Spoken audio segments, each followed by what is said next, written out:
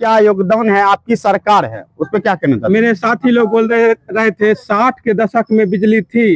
अभी पूछ लीजिए, अभी 10 साल 20 साल पहले की घटना है। महीनों में अगर 1 घंटा भी बिजली आ जाता था तो लोग त्राहिमाम कहता है बिजली आ गया। अभी बिजली कटती नहीं है। किसानों को खेत खेत में जा करके 1-1 इंच पर जाकर अभी बिजली है।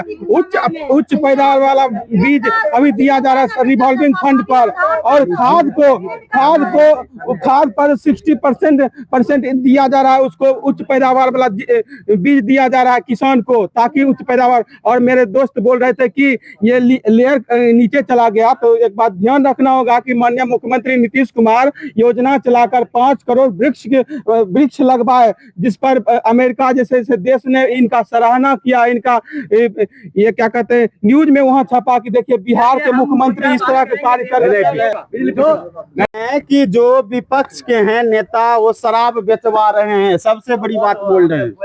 ये इनका जो अभी सरकार वर्तमान है वो उनका मुद्दा है जो हम शराबबंदी के लिए। इनके विधायक, इनके दरोगा, इनके जो मंत्री हैं उनके घर में दारू पकड़ा रहा, उनके होम डिलीवरी होता है। मंत्री के घर में दारू पकड़ा, उस पर कानूनी कार्रवाई हो रही है।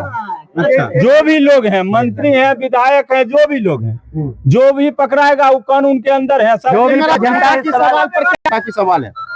देखिए, जनता विपक्षी जो है ना, विपक्षी कुछ आदमी कहते हैं कि सब भ्रष्ट है। यानी एक आदमी अगर बोल रहा है कि सब भ्रष्ट है, समझ जाए वो अकेला आदमी भ्रष्ट है। समझ गए?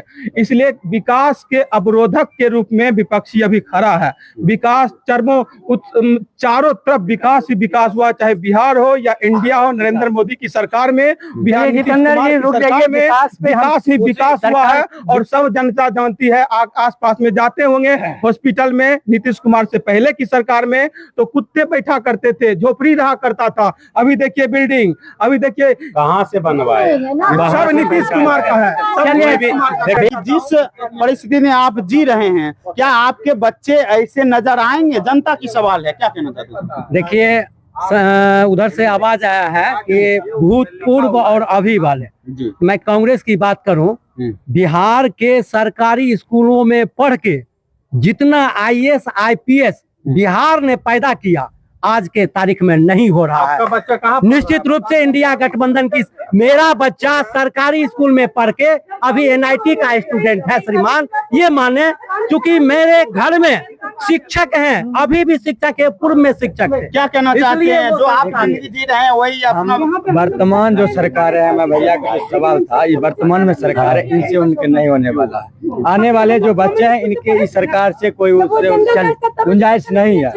ये जिस सरकार आएगी, हर घर रोजगार मिलेगा, महिलाओं को सम्मान मिलेगा, महिलाओं सुरक्षित होंगे, अपराध मुक्त होगा, रोजगारी मुक्त होगा। रोजगार जितना भी है सब रोजगार मिलेगा, बेरोजगारी मुक्त होगा। ये सरकार होगा। और वर्तमान सरकार चलिए मेरा IPS और ये हम ये पूछना चाहते हैं, सुन लीजिए, शांत जनता की सवाल है, सुन लीजिए 1 मिनट। 5 मिनट। जो सरकार 5 लाख रोजगार दी है बिहार को, बिहार के बच्चों को, उनके नेता बताएं कि बिहार के एकदम एक्चुअल जो बच्चे हैं वो कितने लाख है नौकरी में, हमको बताएं। चलिए पलायन सवाल कहाँ चला गया? अभी टोटल पूरे बिहार में सरकारी नौकरी 23 लाख, अभी सरकारी नौकरी का 23 लाख नौकरी मिला है। 23 लाख नौकरी दिया है, दावा कर रहे हैं। झूठे दावे करते, झूठे वादे करते हैं। नौकरी कर रहा है वर्तमान में, तो कोई झूठे वादे करते हैं। 23 लाख नौकरी मिला है। नौकरी तो हमको नजर नहीं आ रही कि मिली है। अब मेरे सम्मानित आपको नौकरी नजर आ रहा है? देखिए, नौकरी नजर आने के लिए पहले ये डोमिसाइल जो होनी चाहिए, ये जो अदर स्टेट का दिया गया। क्यों? देश की हालात वर्तमान में डबल इंजन की सरकार में जो है, पहले 2 मिनट सर सुन लिया जाए। बताइए। अभी जहाँ भी हिंदू मुस्लिम का मुद्दा होगा वहाँ पे मंत्री जी नजर आएंगे। जहाँ पलायन अभी तक नहीं रुका, 25 वर्षों में एक भी इंडस्ट्रियलाइज नहीं हुआ यहाँ पे। आज बताइए, आम आदमी महंगाई की मार से जुड़ रहा है। एक बार तो GST टैक्स बढ़ा देते हैं। चीफ जस्टिस पर जो जूता फेंका गया है, तो आपकी पार्टी ने और आपके राष्ट्रीय अध्यक्ष ने कितनी बार धरना दिया इसके लिए? बिल्कुल है। देखिए, अभी वर्तमान में बिहार में आदर्श आचार संहिता लागू है। उसका हम लोग पालन करते हैं। हम संविधान में विश्वास रखने वाले आदमी हैं।